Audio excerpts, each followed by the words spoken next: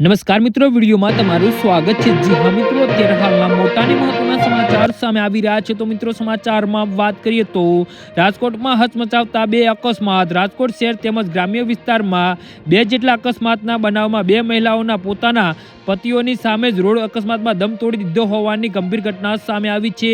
પ્રથમ બનાવની વાત કરીએ તો 63 વર્ષીય ઇન્દુ મારા નામની પ્રણીતાએ પોતાના પતિ પ્રાયંકજી મારુ સાથે કોઠારિયા રિંગ રોડ પર ગોંડલ ચોકડીથી હુડકો ચોકડી તરફ હાઈવે પર બોલબાલા માર્ગના ખૂણા પાસે પગપાળા રોડ ક્રોસ કરી રહ્યા હતા। આ અકસ્માતની વિગતો મુજબ એક સ્કોર્પિયો કારના ચાલક દ્વારા ઇન્દુ મારુને હડબેઠે લેતા તેમના માથા સહિતના ભાગે ગંભીર ઇજાઓ પહોંચી હતી। બાદમાં તેમને 108 મારફતે સારવાર અર્થે સિવિલ હોસ્પિટલ ખાતે ખસેડવામાં આવતા ફરજ પરના તબીબે રાત્રિના 7:45 વાગ્યા આસપાસ ઇન્દુ મારુને મૃત જાહેર કર્યા હતા। ત્યારે બનાવ સંદર્ભે તેમના પતિ પ્રાયંકજી મારુ દ્વારા કાર ચાલક વિરુદ્ધ આજી ડેમ પોલીસ સ્ટેશનમાં ફરિયાદ નોંધવામાં આવી હતી। BNSની કલમ 106 તેમજ મોટર વ્હીકલ એક્ટ અંતર્ગત ગુનો નોંધી તપાસ હાથ ધરી છે।